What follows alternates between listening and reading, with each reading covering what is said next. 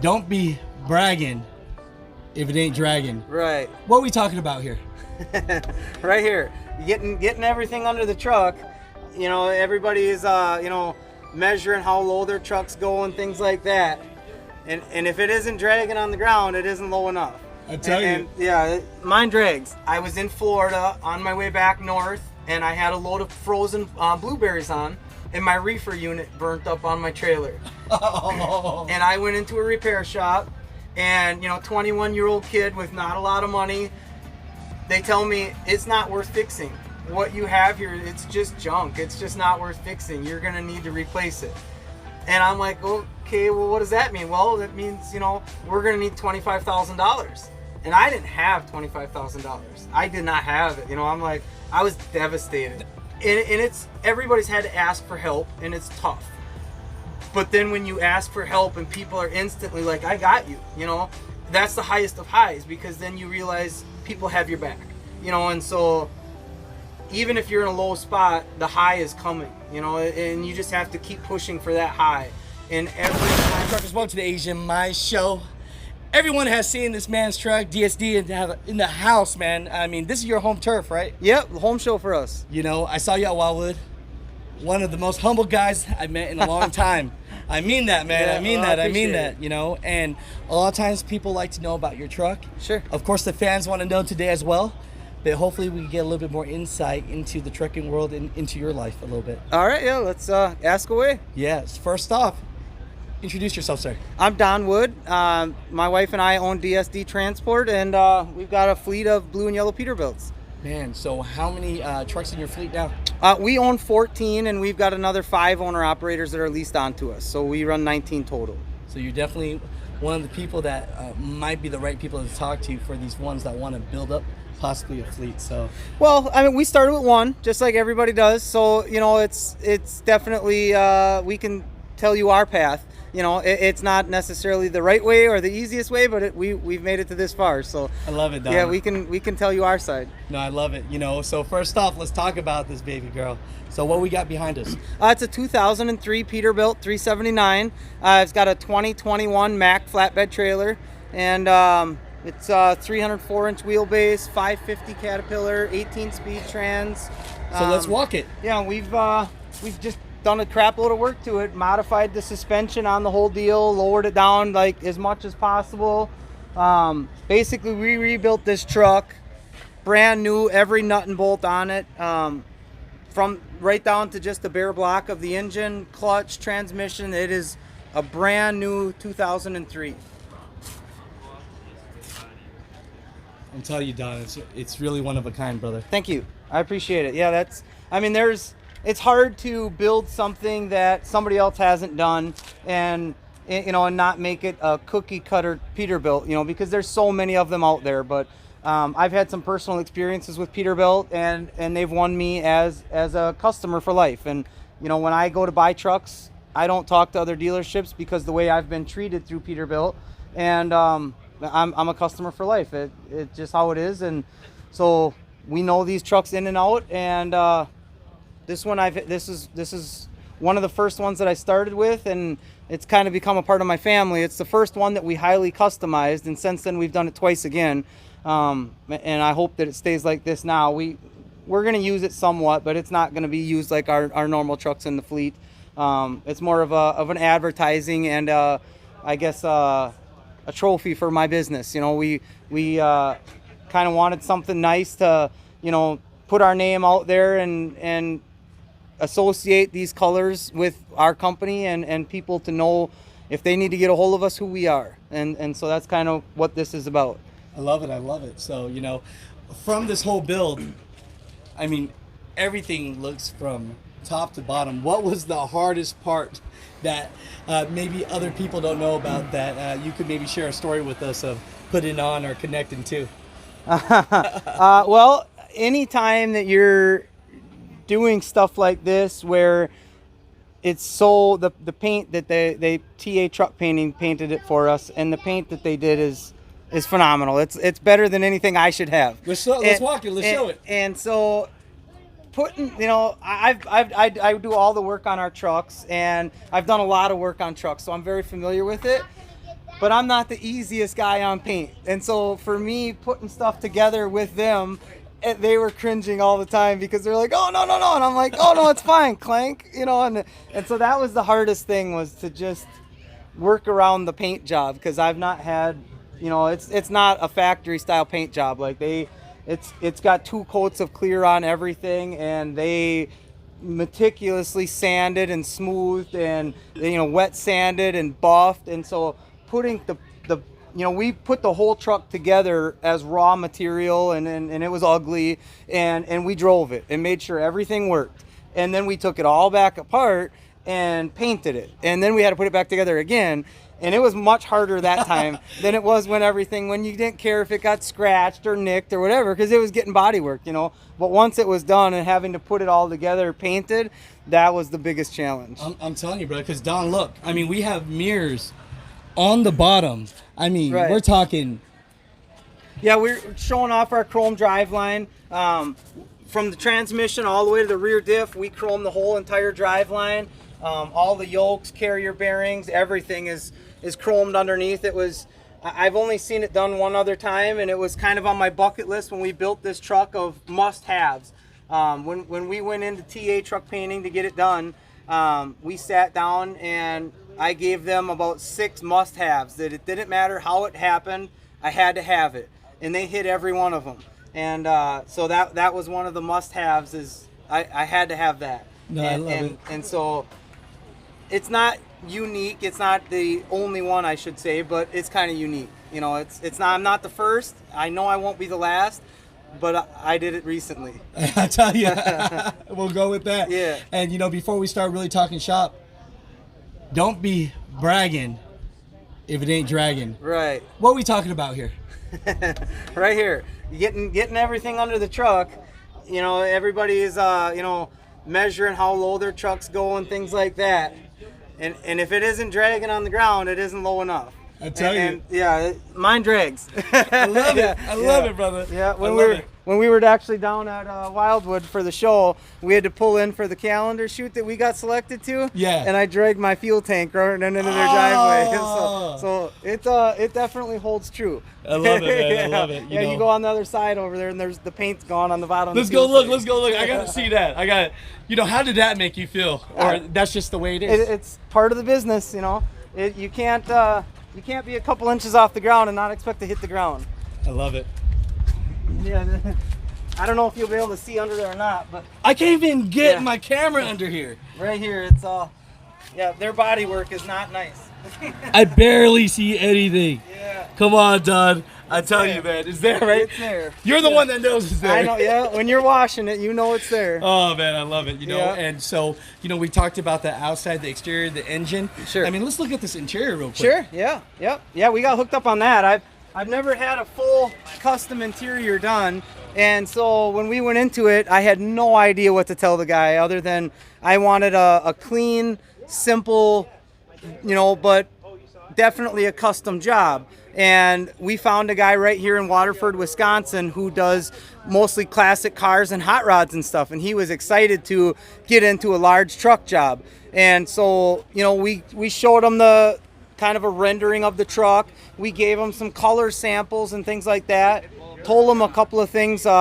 Nothing against button tuck, but it's wide in the industry, you know. So it wasn't something we wanted. We wanted this whole truck to be close, but just different, you know, just kind of our own, you know, unique design. And so we let him run rampant with it, and this is what he came up with. I didn't want an aluminum floor or a wood floor because you see that quite a bit, and so we came up with this leather floor, and you know, then we put a little carpet inlays in there and stuff, just clean and neat, you know. And he absolutely nailed it. He's a craftsman at his job, and everything that he did in here is unbelievably cool. You know, it's just what I was looking for, where it's not too much, it's just enough, you know. And so Love it. yeah, it's I'm definitely happy with how it is. You know, it turned out very good. That's great, Don. You know, and I see the twin stick. You know, Yeah. I see, you know, showing homage to the old school. Yeah, and just trying to hot rod. You know, that's kind of where this is for us. You know, the engine's had a little work done to it, so it runs pretty well. And how many horsepower? Tell me now. Yeah, it's a 550 cat. Hey, yeah, that's we'll all say right. that. Hey, yeah. we'll leave it at that. Look at that smile. We'll leave it at that. It's a 550 cat. It pulls if it needs to. Yeah, it'll get down the road. I heard that. And I'm loving these. What is these? Suicide doors? Suicide doors, yep. 12 gauge customs did that for me quite a few years ago when we first built the truck as a day cab. They suicided the doors, and they also put the dash in at that time. And then since then we knocked the back wall back out and put a sleeper back on it. Look at that dash, brother. It's cool. Yeah, That's all some digital cool. gauges and everything in it. So yeah, it's pretty cool, and everything lights up blue, the gauges, so it goes with the truck, and it fits real well. So it's, in my opinion, it's very well done front to back. You know, we tried to go through every little detail, and like I said, when we got started with it, they were on the page of building a custom truck, but at the same time of building a truck. And I'm right. like, look, this isn't a truck anymore, okay? This is, don't think of it as, hauling loads down the highway or anything. I want you to build me a hot rod. Yeah. I want it custom from front to back, everything, and so then it got like full steam. Like they went as far as they didn't like the radiator brackets, so they custom built enclosed brackets. It got so detailed that just little things, my ECM plug covers, they hand built them. Just every little detail got magnified just because, okay, well, if we're not building a truck anymore and you want elaborate, then we're going to get elaborate. And they nailed it. I love it. Yeah, they did great. Hey, I tell you, and you guys want to look it up right here at DST Transport. High maintenance. Right? That's its name. 2003 Peterbilt 379. No, I love it, and so I appreciate you letting Sure. us know about your build. Absolutely. And maybe we can get a couple minutes just to know about you for a little bit. We can try. We can try? I'll let you know what I can. This is life in the office right here. I tell you. It's these are so comfortable when they're actually built for you because everything kind of just is in the right reach. And I have a 2020 that I drive normally, and it's nice and it's a little more creature comfort. But as far as once you're just cruising down the highway, like this is built perfectly for me. Where the steering wheel's nice and low and close, and the seats are so comfortable. So it's much nicer that way, just having that custom built to you. And I'll tell you, Don, I could tell you love and you breathe trucking. I do. So let's get some insight. How the hell did you get into the trucking industry, brother? Well, I'm third generation. My grandpa started driving, well before I was born, and then my dad got into trucking. They started a business, and so as I was growing up, I was always around their trucks, and I've always just loved trucks. It's one of those things, I guess, when you're around it, it just fits you. And so that's all I ever wanted to do is I became the mechanic. I first started washing trucks and greasing trailers, and then oil changes, changing tires, and it just kept going up the run to where then I started going and I'd load a trailer with a driver and they'd let me drive. And those were the greatest days, because now you're not with your dad anymore. You're, one of his drivers or one of his buddies is with you, and you're like, oh, look at my skills, and you just keep growing from there. And, then I graduated high school and I went right into trucking, and I did not go to college, and maybe I should have, but I think you're okay, Don. I didn't, and it seems like it's working out right now. But, I tell you. So how many years trucking from 18 legally to now? Well, I'm going to turn 40 next month, so it'll be 22 years in a month. A month from tomorrow or yesterday. Look at that, mother truckers. If you're not getting inspiration, most of the time we see things like this, the first thing we think is someone came from money. There was trust fund. There was things like that. Yeah. This man came from washing trucks. It's funny you bring that up because people will ask me, like how did you do this? And I'm kind of a smart ass. I'll say it. I'll be like, oh, I cashed in my trust fund and I just bought it, bro. And they'll look at you like, what? And it's not the truth, but it's just I like to mess with people, and it's just my personality, So I have used that line. But I'll tell you this, Don. Going from washing trucks, helping your dad, not going to college, to where you are now and owning a company with your family. Sure. Did you ever think that this day was going to come? If you had to look back, do you think that this is where you would be? When I was young, no. Honestly, I didn't want this. Growing up, there's struggles in this business, people. And if you don't think that, you're selling yourself short. There's highs, and everybody that is in it will have to agree, whatever it is for them. There's highs. There's money to be made. There's cool people to meet. There's publicity. There's awesome trucks. There's highs, but there's lows. There's struggles. Do you remember a time where it was so bad? Could you share with us, maybe? Absolutely. When I first turned 21, and most people, when they're turning 21, they're excited to go to the bars and get their first drink and stuff. Literally, the day I turned 21, I loaded my truck to go to Florida because it was my first time that I could legally drive out of state, and that was super exciting for me. And it was about a month into being able to go over the road, and I was still a young owner operator trying to get going, trying to put money in the bank. And I was in Florida on my way back north, and I had a load of frozen blueberries on, and my reefer unit burnt up on my trailer. Oh. And I went into a repair shop, and 21-year-old kid with not a lot of money, they tell me it's not worth fixing. What you have here, it's just junk. It's just not worth fixing. You're going to need to replace it. And I'm like, okay, well, what does that mean? Well, that means, we're going to need $25,000. And I didn't have $25,000. I did not have it. I'm like, I was devastated. That's on the first trip? Well, it was the first month. That's just as worse. And so the people were super nice. They're like, look, your load is unthawing as we speak. So, it's Atlanta in July. It was hot. And so they took the unit off my trailer and put a test one on just to keep the stuff cold. So thank God. And I sat there and what am I going to do? And my parents helped me out, and they got me the money to put a reefer unit on my trailer. And that was a huge learning thing for me, because you go from the lowest of lows thinking that your business is about to fail. Like, you're literally on the line because the load that you're supposed to take is literally defrosting as you speak. And it's, everybody's had to ask for help, and it's tough. But then when you ask for help and people are instantly like, I got you, that's the highest of highs, because then you realize people have your back, and so even if you're in a low spot, the high is coming, and you just have to keep pushing for that high.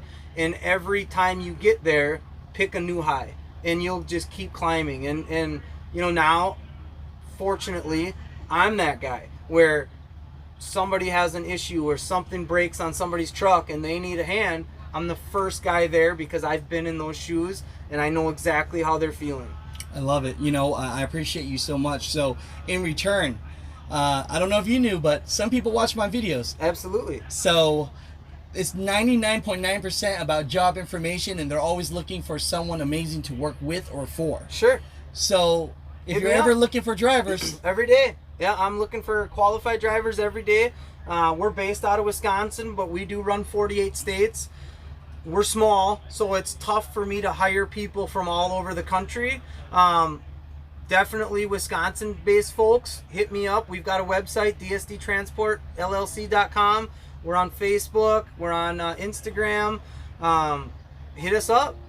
We'll see what we can do for you. We're always looking. Yeah, I'll tell you, and that's, Mother Truckers, I'm telling you, on and off camera, this man is the same man.